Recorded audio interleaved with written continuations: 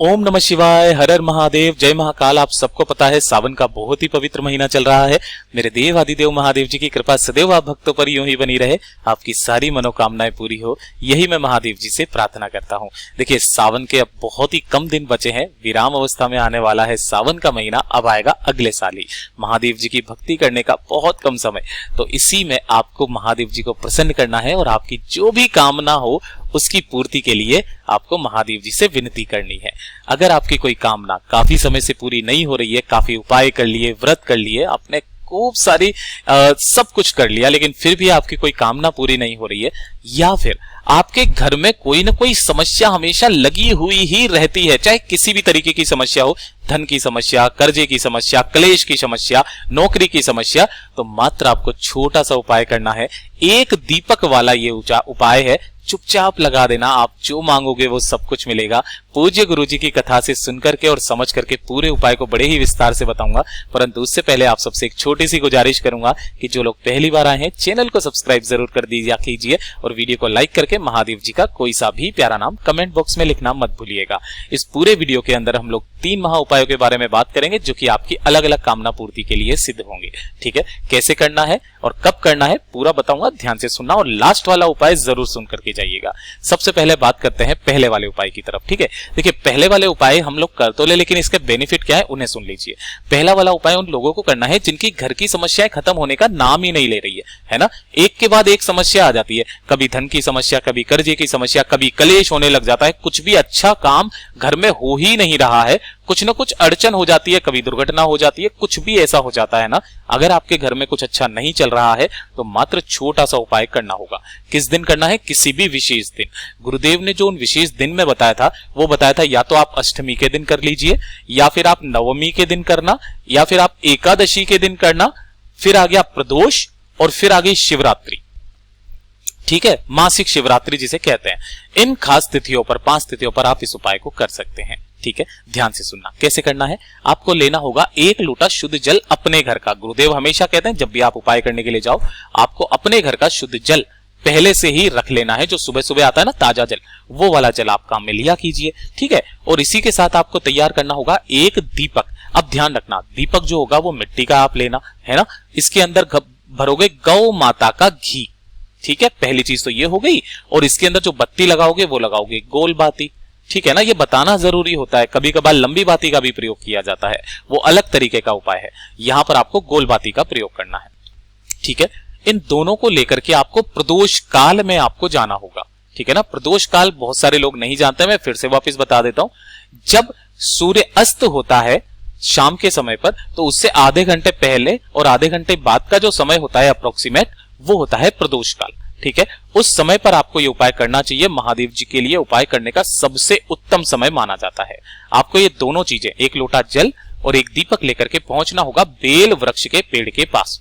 अब काफी सारे भाई बहन मेरे ये पूछते हैं कि भैया हमारे घर में जो पौधा लगा हुआ है बेल का, क्या हम वहां पर उपाय कर सकते हैं? जी हाँ, आप कर सकते हो। कोई जरूरी नहीं है कि मंदिर में जाकर के वहां पर जो पेड़ लग रहा है आप वहीं पर कर सकते हो। आपके आसपास जो भी बेल का पेड़ है ना, देखिए हमें इससे जरूरत नहीं है। गुरुदेव हमेशा कहते हैं कि आपको इससे जरूरत नहीं है कि मंदिर वाले बेल के पेड़ के पास जाना है। आपके पास जो भी बेल का पेड़ है, इस सभी के नीचे मेरे देव आदिदेव महादेव जी का निवास होता है। ठीक है, तो आप बेल पेड़ के नीचे जाना। सबसे पहले आप क्या करना, 1 लोटा शुद्ध जल इसकी जड़ों में समर्पित करना। ओम नमः शिवाय, श्री शिवाय नमस्तुभ्यम का स्मरण करते हुए। अब एक डाउट और दूर कर देता हूं। काफी लोग बोलते हैं कि भैया शाम के समय पर जल तो हम लोग पेड़ पौधों को देते ही नहीं है। तो देखो, जल देना एक अलग बात है, जब आप उसे वृद्धि करने के लिए या बढ़ाने के लिए आप जल देते हो ना, वो नहीं देना चाहिए। ठीक है ना, आप यहां पर उपाय कर रहे हो तो इस उपाय के लिए आप उन्हें समर्पित कर रहे हो ये थोड़ा सा जल।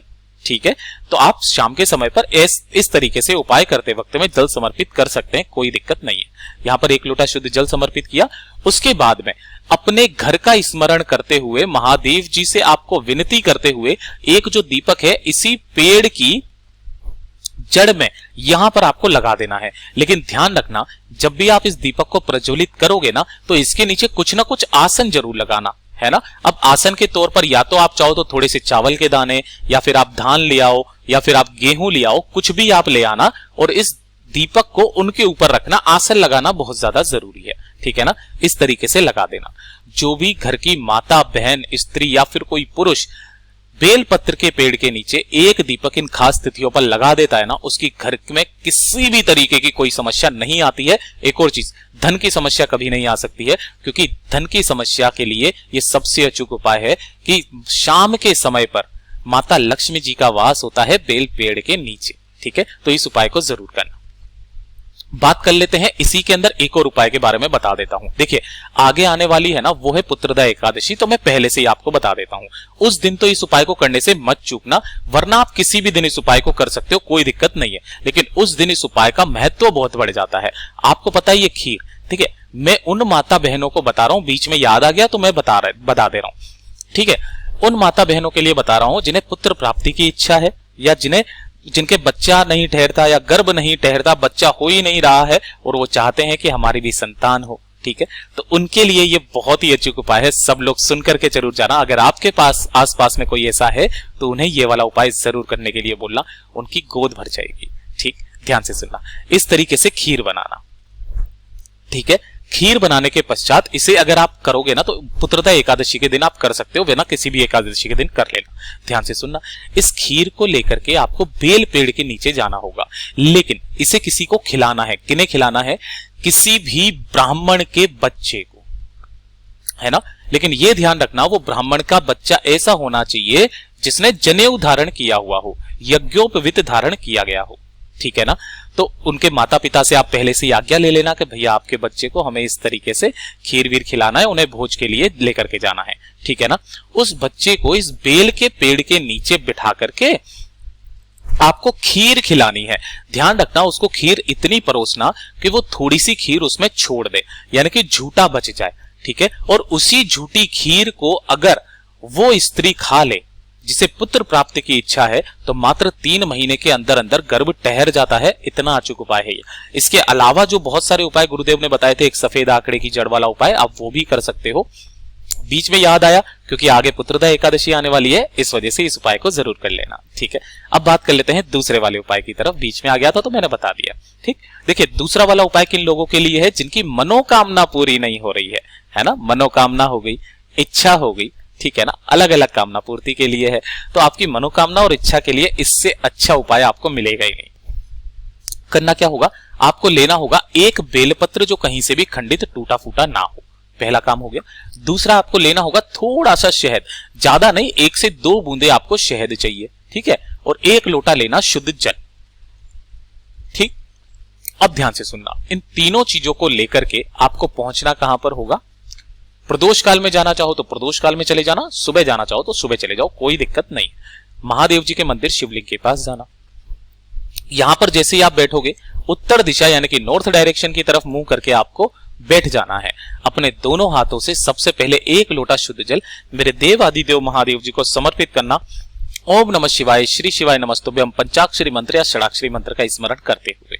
ठीक है, फिर जो आपने एक बेलपत्र लिया है, इस एक बेलपत्र की जो ये बड़ी वाली पत्ती है ना, इस बड़ी वाली पत्ती पर चिकने हिस्से की तरफ, है ना, जो चिकना हिस्सा होता है, खुरदरा वाला नहीं, उस पर आपको शहद लगाना है अपनी उंगलियों से। ठीक है ना, केवल इस वाली पत्ती पर, और कहीं पर भी नहीं लगाना है। ठीक है, फिर इस बेलपत्र को उठाना, कहां से पकड़ के? इस जगह से पकड़ के उठाना, और महादेव जी की शिवलिंग पर आपको समर्पित करना होगा। इसका भी एक खास नियम है, तरीका है, ध्यान रखना। अगर आप इधर की तरफ बैठे हुए हो ना, तो पत्ती का जो मुख रहेगा जिस पर आपने शहद लगाया है वो आपकी तरफ रहेगा, और बेलपत्र की जो डंडी है वो रहेगी विपरीत दिशा में। ध्यान रखना, जिधर आपने शहद लगाया है ना, वो हिस्सा नीचे की तरफ हो, शिवलिंग पर टच होना चाहिए। ठीक है ना, इसी तरीके से उपाय को किया जाता है। उसके बाद में आपको इसी के ऊपर अपनी हथेली रखना है ना, दाहिने हाथ की हथेली, और आपकी जो भी कामना है, इच्छा है, उसे बोल देना है। उसके पश्चात आपको अपने घर के तरफ वापस चले आना है। ये वाला भी उपाय उन्हीं खास तिथियों के दिन किया जाता है। सोमवार के दिन कर लो, अष्टमी, नवमी, एकादशी, प्रदोष, शिवरात्रि, इन दिनों पर आप इस उपाय को कर सकते हैं। ठीक है ना, आपकी जो भी कामना होगी, गुरुदेव ने बताया मात्र 3 महीने के अंदर अंदर पूरी जरूर हो जाएगी। ये हो गया दूसरा उपाय। अब बात कर लेते हैं इस वाले वीडियो का सबसे आखिरी उपाय। ध्यान से सुनना, ये जो आखिरी उपाय है किन लोगों को करना है? ठीक है, जिन्हें ऐसा लगता है कि उनकी किस्मत उनका साथ नहीं दे रही है ना, किस्मत का साथ उन्हें मिल ही नहीं रहा है, काफी ज्यादा परेशान हो गए, जिस कार्य में हाथ डालते हैं सफलता मिलती ही नहीं है, नौकरी भी नहीं लगती, इंटरव्यू के लिए जाते हैं फेल हो जाते हैं, व्यापार चलाते हैं तो व्यापार भी ठप हो जाता है। उन लोगों को यह वाला उपाय करना है, उनकी किस्मत चमक उठेगी। मात्र आपको लेना होगा एक बेलपत्र, ठीक है, सुंदर सा जो कहीं से भी खंडित ना हो, थोड़ा सा ले लेना लाल चंदन, ठीक है, लाल चंदन लेना, पिसा हुआ हो जाए तो पिसा हुआ, मुठिया हो तो इसे घिस करके काम में ले लेना, और साथ ही ले लेना एक लोटा शुद्ध जल अपने घर का। इसे लेकर के सबसे पहले आपको पहुंचना होगा कहां पर, बेल वृक्ष के पेड़ के पास, यानी कि बेल वृक्ष के पास में, ठीक है। आपने जो एक बेलपत्र लिया है, इस एक बेलपत्र के चिकने हिस्से की तरफ, जैसे अभी आपने शहद लगाया था ना, उसी तरीके से आपको इन पत्तियों पर, है ना, यहां पर चिकने हिस्से की तरफ यहां पर क्या लगाना होगा, लाल चंदन अच्छे से लगा देना ताकि कोई हरा रंग दिखाई ना दे पूरे पे, ठीक है ना। अब इस एक बेलपत्र को आपको समर्पित कहां पर करना होगा, इस बेलपत्र के पेड़ की जड़ों में। सुबह करना चाहो सुबह कर लो, शाम को करना चाहो शाम को कर लो, कोई दिक्कत नहीं है, किसी भी विशेष दिन आप इस उपाय को कर सकते हो, ठीक। आपने यहां पर समर्पित किया। अब आपको एक लोटा शुद्ध जल यहां पर समर्पित करना नहीं है, ये चीज ध्यान रखना। यहां पर समर्पित करके ओम नमः शिवाय श्री शिवाय नमस्तुभ्यम का स्मरण करना और अपनी कामना यहां पर बोल देना कि मेरी किस्मत साथ नहीं दे रही है, मैंने बहुत कोशिश कर ली है, प्लीज मेरे देवादिदेव महादेव जी कुछ ऐसा कीजिए कि मैं जिस कार्य में हाथ डालूं सफलता मिले, ठीक है। ऐसी कामना करना और उसके बाद इस बेलपत्री को वापस उठा लेना और इसे उठाने के बाद पहुंच जाना मेरे देवादिदेव महादेव जी के मंदिर शिवलिंग के पास में। जैसे ही आप यहां पर पहुंचेंगे, उत्तर दिशा यानी कि नॉर्थ डायरेक्शन की तरफ मुंह करके खड़े हो जाना। हो जाने के बाद में सबसे पहले आपको करना क्या है, जो आपने एक बेलपत्र लिया है जिसके ऊपर आपने वो लाल चंदन लगाया हुआ है, उसे आपको शिवलिंग पर समर्पित करना होगा। अब यहां पर भी समर्पित करने का एक खास नियम और तरीका है। इस वाले उपाय में आपको ऐसे करके समर्पित करना होगा कि जो डंडी रहेगी वो रहेगी जलाधारी की तरफ और बड़ी वाली पत्ती रहेगी आपकी तरफ। इस तरीके से समर्पित करना। किन महादेव जी के नाम से? अघोरेश्वर महादेव जी के नाम से। नाम याद जरूर रखना है ना, अघोरेश्वर महादेव के नाम से समर्पित करना। और उसी के बाद एक लोटा शुद्ध जल ओम नमः शिवाय श्री शिवाय नमस्तुभ्यम का स्मरण करते हुए इसी बेल पत्र के ऊपर आपको समर्पित कर देना है, ठीक है। जो भी खास स्थितियां आ जाए ना, उस खास स्थितियों पर इस वाले एक उपाय को करना स्टार्ट कर दीजिए। 4 से 5 बार इस उपाय को करेंगे, आपकी किस्मत चमक ना जाए तो कहिएगा ये शिव तत्व है। पूज्य गुरु जी ने जैसा अपनी कथाओं में बताया वैसा आसान भाषा में आपको बताने का संपूर्ण प्रयास किया। वीडियो पसंद आया हो तो लाइक जरूर करना, साथ ही साथ चैनल को सब्सक्राइब किए बिना मत जाइएगा। मिलता हूं अगले वीडियो में, तब तक के लिए ओम नमः शिवाय, जय महाकाल।